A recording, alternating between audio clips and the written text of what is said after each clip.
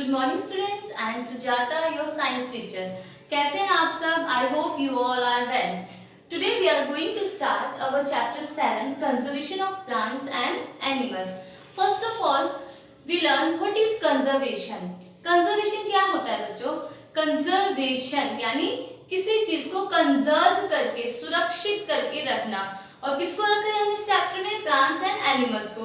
तो इस चैप्टर में हम पढ़ेंगे कि प्लांट्स और एनिमल्स को अपने हम कैसे कंजर्व करके रख सकते हैं, क्यों उनपे इफेक्ट, मतलब क्यों उनकी जो कंजर्वेशन हमें करनी पड़ रही है, क्या रीजंस हैं उसके, क्या इफेक्ट्स हैं। तो इस सब चीजों के बारे में अपने इस चैप्टर में रीड आउट करेंगे। तो बच्चों, हमारे जो अर्थ है इसमें मिलियंस ऑफ स्पीशीज पाई जाती हैं प्लांट्स एंड एनिमल्स की, ठीक है।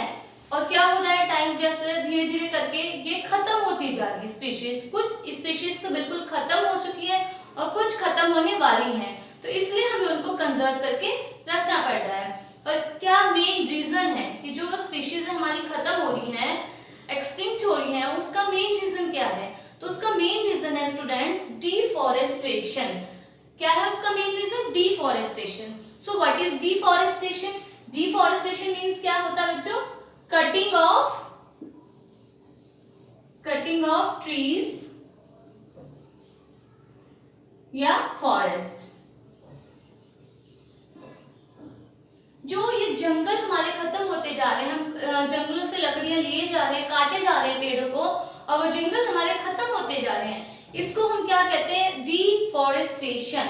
अब वो डिफॉरेस्टेशन के क्या कारण है, क्या कॉजेज है जिनकी वजह से डिफॉरेस्टेशन हो रहा है, और उस डिफॉरेस्टेशन की वजह से हमारे प्लांट्स और एनिमल्स जो है, वाइल्ड प्लांट्स एंड एनिमल्स खत्म हो रहे हैं। तो what are the causes of deforestation? Students, इसके बेटा 2 कॉजेज होते हैं, मैन मेड एंड नेचुरल।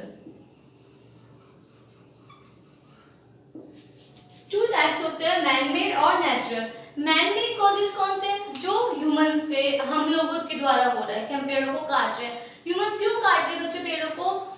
सबसे मेन क्या हो गया? एक तो उसका अर्बनाइजेशन। अब जो है, जो हमारे जो शहरीकरण हो रहा है, गांव खत्म होते जा रहे हैं, पेड़ों को काटा जा रहा है, वहां बड़ी बड़ी बिल्डिंग्स बन रही है, इंडस्ट्रियलाइजेशन हो रहा है, तो इसकी वजह से क्या हो रहा है? डिफॉरेस्टेशन हो रहा है। एक रीजन ये हो गया। एक टिम्बर के लिए हम पेड़ों को काटते हैं, फर्नीचर्स बनाने के लिए पेड़ों को हम काटते हैं, हमें लकड़ियां चाहिए, है ना।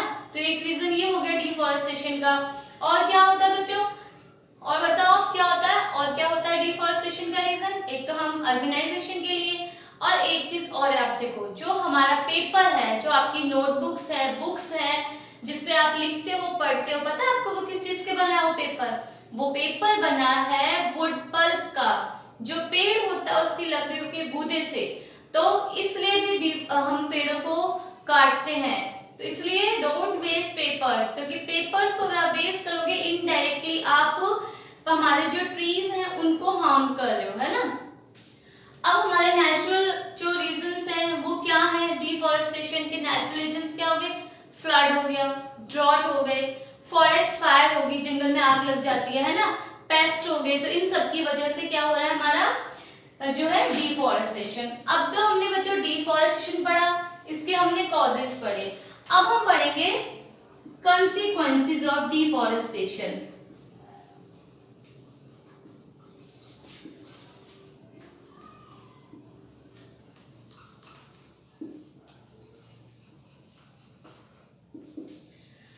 कंसीक्वेंसेस ऑफ डिफॉरेस्टेशन या इफेक्ट्स ऑफ डिफॉरेस्टेशन। जो ये डिफॉरेस्टेशन हो रहा है, जंगल काटे जा रहे हैं, उसके क्या क्या इफेक्ट्स होते हैं?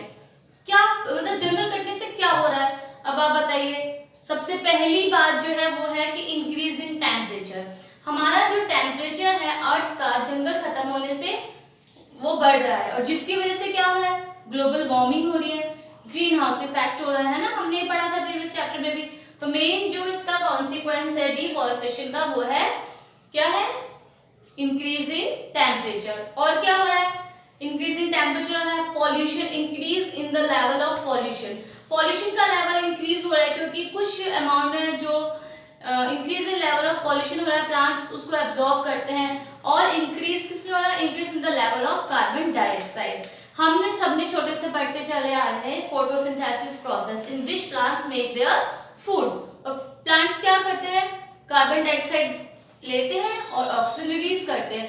तो कार्बन जो प्लांट्स हैं हमारे, they are the natural absorber of carbon dioxide. अब जब प्लांट्स ही नहीं होंगे तो कार्बन डाइऑक्साइड का लेवल इंक्रीज होगा, है ना बच्चों। तो ये हमारे जो प्लांट्स हैं वो natural absorber of carbon dioxide है, ठीक है। अब प्लांट्स तो कम होते जा रहे हैं, जो इंडस्ट्रीज हैं, फैक्ट्रीज हैं, वो बढ़ती जा रही हैं, व्हीकल्स बढ़ते जा रहे हैं, और ये सब क्या रिलीज करते हैं, कार्बन डाइऑक्साइड। तो कार्बन डाइऑक्साइड जो बढ़ाने वाली चीजें हैं वो बढ़ती जा रही है, जो कार्बन डाइऑक्साइड एब्जॉर्ब कर रहे हैं प्लांट्स वो घटते जा रहे हैं, जिसकी वजह से हमारा कार्बन डाइऑक्साइड लेवल इंक्रीज हो रहा है। कार्बन डाइऑक्साइड लेवल इंक्रीज हो रहा है, ऑब्वियसली क्या हो रहा है, ग्रीन हाउस इफेक्ट हो रहा है ना। ग्रीन हाउस इफेक्ट है ये कि जो कार्बन डाइऑक्साइड है हमारे एनवायरनमेंट में क्या करती है, ये हीट को ट्रैप करके रखती है, एब्जॉर्ब करके रखती है, जिससे हमारी अर्थ का टेम्परेचर इंक्रीज होता है। अच्छा, अब ये हुआ। अब और क्या क्या जो इफेक्ट्स है, कॉन्सिक्वेंसेस है डिफॉरेस्टेशन के क्या है, हमने क्या पढ़ा अभी, हमने क्या क्या पढ़ा, increase in temperature, increase in the level of pollution, increase in the level of carbon dioxide. अब बच्चों देखो, अब इसका डिफॉरेस्टेशन की वजह से फ्लड्स भी आती हैं, जो हमारी वाटर साइकिल है वो डिस्टर्ब हो रही है। और दूसरी बात क्या हो रहा है, फ्लड्स आ रही है। फ्लड्स कैसे आ रही है, जो प्लांट्स हैं उनकी रूट क्या करती है, वाटर एब्जॉर्ब करती है ना। तो ये वाटर को एब्जॉर्ब करते हैं, एक मतलब जो स्ट्रीम तेज बहाव आता है जैसे पानी का, वो उसके लिए एक बैरियर का काम करते हैं प्लांट्स। तो जो प्लांट्स नहीं है, फॉरेस्ट नहीं, तो क्या होगा, फ्लड्स आने के खतरे बढ़ रहे हैं, फ्लड्स आ रही है। और क्या हो रहा है, देखो बच्चों, फ्लड्स आ रही है। और एक मेन चीज, जो एक मेन इफेक्ट है उसका, वो है सॉइल इरोजन। आपने 7th क्लास में सॉइल इरोजन पढ़ा है। सॉइल इरोजन क्या है, removal of the topmost layer of the soil. वो क्या है, जब पेड़ नहीं होंगे, पेड़ क्या है, मिट्टी को बांधे रखते हैं, पेड़ की जड़ें हैं वो मिट्टी को बांधे रखती है। और जब ट्रीज ही नहीं होंगे, पेड़ ही नहीं होंगे, तो क्या होगा, मिट्टी को कौन बांधेगा, कोई नहीं। और वो मिट्टी जो है एक जगह से दूसरी जगह होती जाएगी, और इसको कहते हैं सॉइल इरोजन। और क्या इफेक्ट्स है, कॉन्सिक्वेंसेस है, डेजर्टिफिकेशन। डेजर्टिफिकेशन क्या होता है, conversion of fertile land into deserts. जो हमारे फर्टाइल लैंड्स हैं, पेड़ नहीं है, तो वो किस में कन्वर्ट हो रहा है, धीरे धीरे वो डेजर्ट्स में कन्वर्ट होते जा रहे हैं। तो हमने ये क्या पढ़ा, हमने डिफॉरेस्टेशन, उसके कॉजेस और इसके कॉन्सिक्वेंसेस। क्लियर है स्टूडेंट्स आपको? Now students, our next topic is biodiversity. तो स्टूडेंट्स वर्ड को देखो, साइंस जो है ना बच्चों, कोई ज्यादा टफ सब्जेक्ट नहीं है। इसमें ना हमें जो टर्म्स होते हैं उनको समझना होता है, बस टर्म्स क्लियर है, डेफिनेशंस अपने आप बन जाएंगी, अपने आप इजीली सारी चीजें समझ में आ जाएंगी।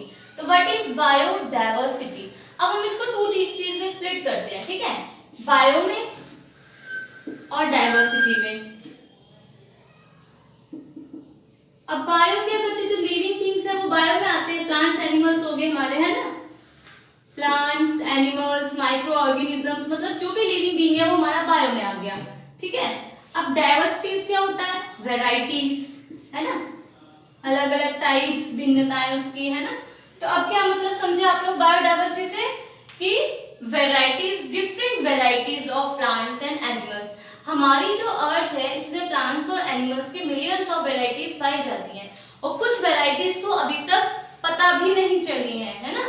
तो बायोडाइवर्सिटी हो गए प्लांट्स एंड एनिमल्स की डिफरेंट वेराइटीज, जिनको हम कंजर्व करके रखते हैं।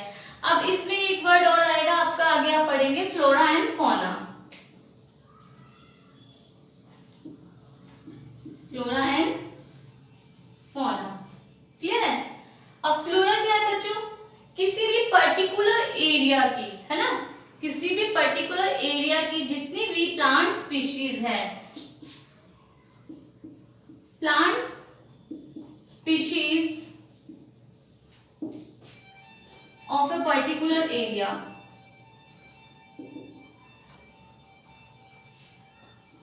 Plant species of particular area, उन सबको हम क्या कहेंगे, फ्लोरा। और फौना क्या हो गया इसके, एनिमल स्पीशीज।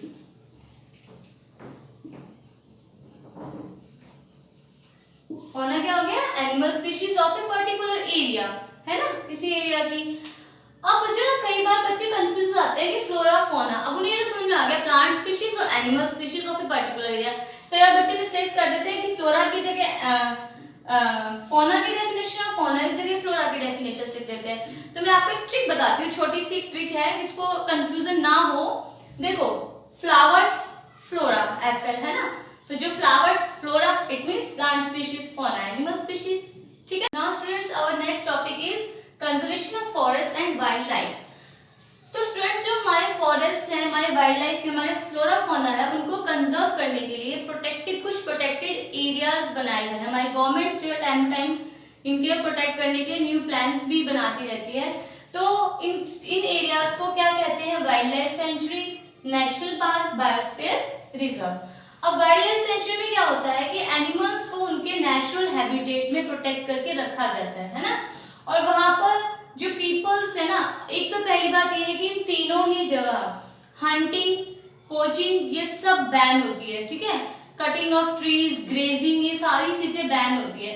और जो वाइल्ड लाइफ सेंचुरी है, वहां पर एनिमल्स को उनके नेचुरल हैबिटेट में रखा जाता है, और वहां पर मतलब थोड़े टाइम के लिए या पब्लिक को दिखाने के लिए कि घूमने चले गए, वाइल्ड लाइफ सेंचुरीज देख आए, बट विदाउट परमिशन नहीं जाना। जो हमारे जो फॉरेस्ट ऑफिसर्स हैं उनकी परमिशन से वहां घूमने जा सकते हैं।